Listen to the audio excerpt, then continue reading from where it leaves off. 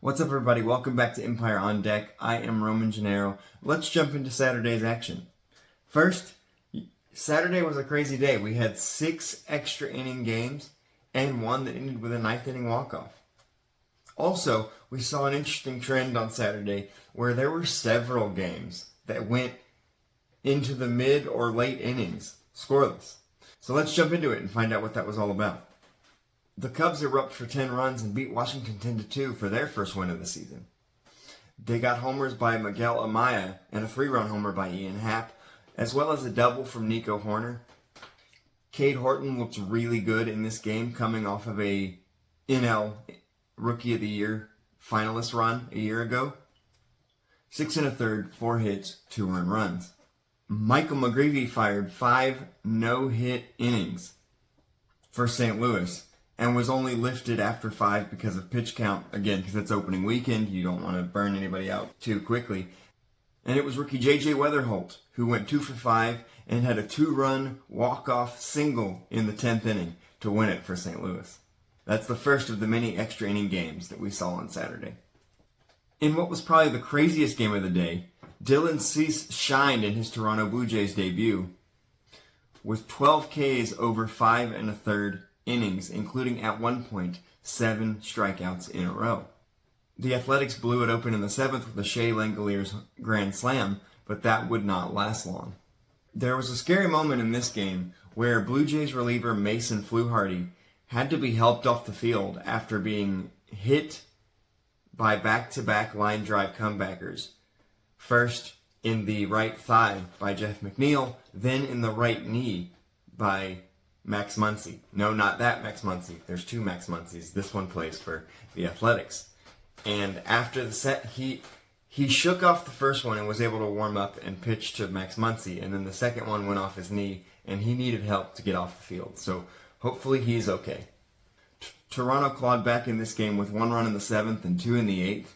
And it was an Alejandro Kirk homer that tied this game up and sent it to extra innings. There was a fun story once it got to extra innings. Spencer Miles came in relief for the Toronto Blue Jays. Miles is a 25-year-old pitcher out of Missouri who was selected by Toronto from the Giants in this year's Rule 5 draft and had only pitched a few innings professionally, and it was all in the Arizona Fall League for the Giants due to injury. But he managed to pitch his way onto the opening day roster for Toronto. And not only that, he registered his first strikeout, and he got the win because he pitched in the top of the 11th. And it was in the bottom of the 11th when the Blue Jays won this game on an Ernie Clement walk-off single. So congratulations to Spencer Miles for just an incredible story, and congrats on getting your first K and your first win. Not much to report in a series involving the Colorado Rockies and Miami Marlins. Sorry to both those fan bases.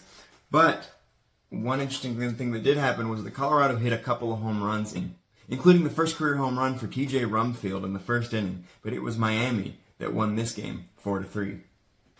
The Twins beat the Orioles 4-1, but the story here for me is that the Orioles, despite being 1-1 after Saturday's action, have only scored 3 runs so far this season. Not quite as bad as the San Francisco Giants. We'll get to that in a minute.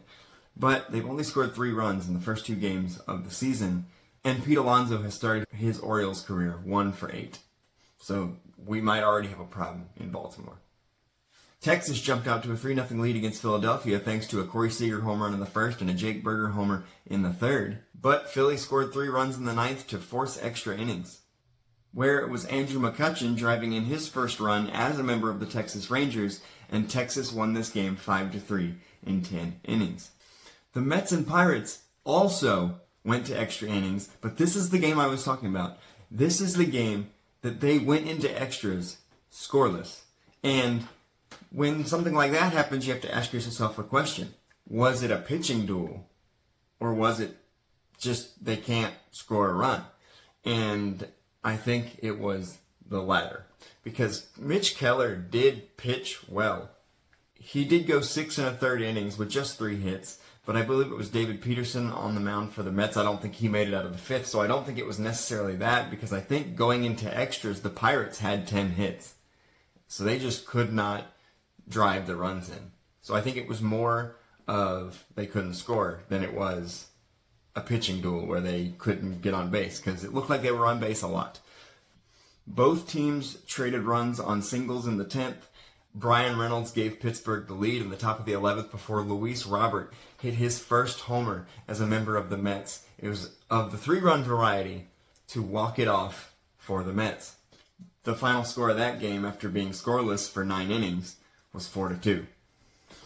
Probably the most noteworthy game of the day, and not because of what was happening with runs and hits, but because of CB Bucknor, was the Reds and the Red Sox.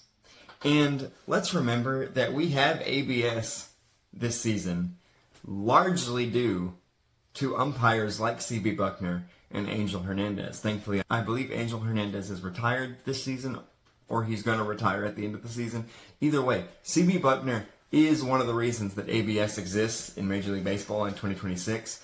So the fact that what happened in this game happened is proof that he needs to go. First, I want to get the actual baseball activity out of the way. Ellie De La Cruz and Sal Stewart both hit their first homers of the season for Cincinnati as they outlasted Boston in 11, 6-5. Now, to the really interesting part. In the 6th inning, Eugenio Suarez, the stadium got really loud when Eugenio Suarez successfully challenged 2 strikes with ABS, back-to-back pitches. They were called strikes by home plate umpire CB Bucknor. Eugenio Suarez challenged them both, won them both. They were both overturned to be balls. Now we've seen this happen, and the funny part is that Ellie and Sal had hit a couple of homers, and the stadium was the loudest when they overturned those calls. That's what I like about ABS so far, is how into it everybody gets when somebody challenges a pitch. For those few seconds, how into it everyone gets. I really love that. But the reason why this is significant, back-to-back pitches, Eugenio Suarez winning them both, is that CB Bucknor in this game had 6 pitches overturned by ABS. All of them were balls that he called strikes. All of them. And by the time that Eugenio Suarez challenged the back-to-back pitches in the 7th, CB Bucknor was looking visibly annoyed. And I don't even think it was because it was wrong. I think it was because he thought he was being showed up. Now, we've heard reports all over the league that most umpires don't mind the ABS system because they want to get the calls right as much as the players. These umpires don't see it as being shown up. If they got it wrong, they got it wrong, and they know that. But CB Bucknor seems to be taking it personally. CB Bucknor, over the course of these 6 missed calls, appeared to be getting more and more agitated. It's like, dude, if you missed it, you missed it. But then the crux of this, the biggest problem came in the 7th inning, after the 6 missed calls. Trevor Story was at the plate. There were 2 runners on. Boston was down by 1 run. Trevor Story checks his swing, and CB Bucknor calls him out, calls it a swing, calls him out without getting a second opinion to first or to third base. Now, do you have to get a second opinion down the baseline? No, but considering that the first or the third base umpire, depending on the handedness of the batter, seeing as they have a better view of it, it's pretty commonplace to say, hey, what did you see? You make the call. CB Bucknor did not bother to get a second opinion, called Trevor Story out, and manager Alex Cora came out and let CB Bucknor hear it, and CB Bucknor threw Cora out of the game. And I think that's my issue with umpires in Major League Baseball, is that even with the ABS system, there's not enough repercussions for umpires. Because it's not like, managers get fired if they don't do their job right. Players get sent down or released. There are repercussions for the players on the field when they don't do their job. CB Bucknor has been voted by multiple publications the worst umpire in Major League Baseball multiple times, and yet he has still been a long-running umpire in Major League Baseball. He doesn't get sent down to the minors. He doesn't get sent down to college. He doesn't get sent back to... And yet Alex Cora comes out to rightfully call him out for basically a terrible game. And now that ABS exists, it's easier to see when an umpire is having a bad day. 6 blown calls and not even double checking a check swing. CB Bucknor throws him out right away. Too much power for a guy who is clearly taking all of this personal and just says, don't come out here, get out of my face, or I'll throw you out of the game. I don't like that for baseball. I think we need to institute a repercussion system for MLB umpires.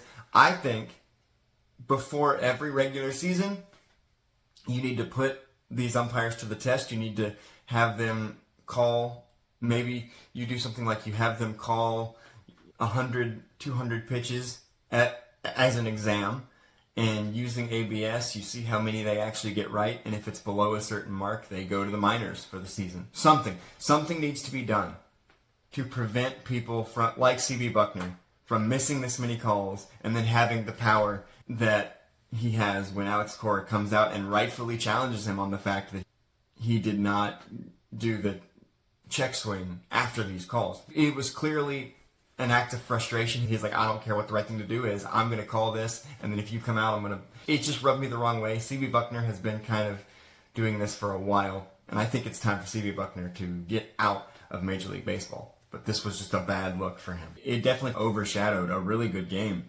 between the Reds and the Red Sox. Atlanta and Kansas City had a scoreless pitcher's duel through 6 innings. Ronaldo Lopez went 6 innings, just 3 hits, 1 earned run. The 1 earned run was actually what knocked him out of the game. It was Salvador Perez leading off the 7th inning with a solo home run. And Michael Wacha went 6 innings, 3 hits as well. He did not give up a run. The funny part about this pitcher's duel is that there were concerns about Ronaldo Lopez all through spring training. He never threw above 90 miles an hour. And so people were like, can he even hit 90? And he said, oh, it's because of mechanic changes. Because he was coming off an injury. He had missed basically all of 2025 with injury, so that made sense. He's like, oh, it's mechanic changes. But he couldn't go above 90. He comes into this first start of the year, he's hitting 94 regularly. Like, he's back to normal. So it's just kind of an interesting dichotomy of everybody was talking about, oh, he can't throw above 90. And then he goes 94 in game action. But the story here, it was a pitcher's duel through 6 innings. But the 9th inning is where things got interesting. The Braves had 2 runners on. Michael Harris comes up to the plate. He hits the ball back to the reliever Estevez. It goes off his foot. Michael Harris ends up on first base. Bases loaded, 1 out. Dom Smith, a late addition to the Atlanta roster to go into the season. He's going to be on the bench most of the year. His first action as an Atlanta Brave, just, I think, a couple of weeks after his mother died. All he needs is a sac fly. It's a walk-off grand slam. So Atlanta goes into the 9th inning down 2-0, ends up winning 6-2. The Yankees complete the sweep of the San Francisco Giants. Aaron Judge homers again. And the Giants finally score in the 3rd inning to end their 20-inning scoreless streak to start the season. But that was all they would score. They lost the game 3-1. And they were outscored by New York in the opening series 13-1. Something is very wrong with the Giants' offense. Milwaukee defeated the White Sox 6-1 to start the season 2-0. Milwaukee has scored 20 runs in the first 2 games, and in this game in particular, Bryce Terang, coming off of the WBC, and former MVP Christian Yelich each collected 3 hits apiece. So in the first 2 games of the season, Milwaukee's offense looks pretty good, and they go for the sweep on Sunday. The Angels got out to a 6-0 lead on Houston, but Angels pitching, mostly the bullpen, but you can't leave starter Reed Detmers out of this, who allowed 3 in the 5th. But Angels pitching allowed 11 runs in the 5th and 6th inning to sink the Angels. Again, 8 of that was in the 6th to the bullpen, so the bullpen is a real problem. But Reed Detmers did allow 3 in the 5th before he exited. But the Angels pitching staff allowed 11 runs in the 5th and 6th inning, and that is all the Astros needed as they won this game 11-9. Isaac Paredes, Carlos Correa, Yainer Diaz, and Jake Myers all collected 2 RBIs apiece. Again, Houston won 11-9 on the back of an absolute collapse by the Angels pitching staff when they had a chance to sweep this series. San Diego blanks Detroit for their first win of the season. Randy Vasquez went 6 innings, allowed just 2 hits, struck out 8 batters. And just for the sake of saying it, Kevin McGonigal went 0 for 4 with 3 Ks. It's very unusual for a hitter like McGonigal to strike out 3 times given how good his plate discipline and contact rate are, but I'm not too worried. It's baseball, you're going to have days like this. Kevin McGonigal is still awesome. The Dodgers complete the sweep of Arizona. Will Smith hits a 2-run homer in the 8th to give the Dodgers the lead, and the Dodgers came from behind to win in all 3 games of this series. In the final game of the night, the Guardians beat the Mariners even after Julio Rodriguez hit an RBI single with 2 outs in the 9th to tie up the game, send it to extra innings. But in extra innings, Stephen Kwan bunted the ball to the right side of the infield, where Brendan Donovan picked it up, tried to throw him out on the run, threw it away. Brian Rocchio, who was on second base, scored from second on the bunt single. And then later in the inning, Chase DeLauder, rookie Chase DeLauder, hit his 4th home run in 3 games, becoming the first Cleveland player ever to hit a home run in each of his first 3 Major League regular season games. So congratulations for Chase DeLauder, who previously in that game had gone 0 for 3 for 3 strikeouts, thinking, oh, they figured him out, much like McGonigal, but he still manages to hit a homer. The Mariners scored a couple in the bottom of the 10th, but it wasn't enough as Cleveland won this game 6-5. And that is all the action for Saturday. I am Roman Gennaro. This has been Empire on Deck, a show within a show from Empire Sports Talk, and I will see you to recap Sunday's action.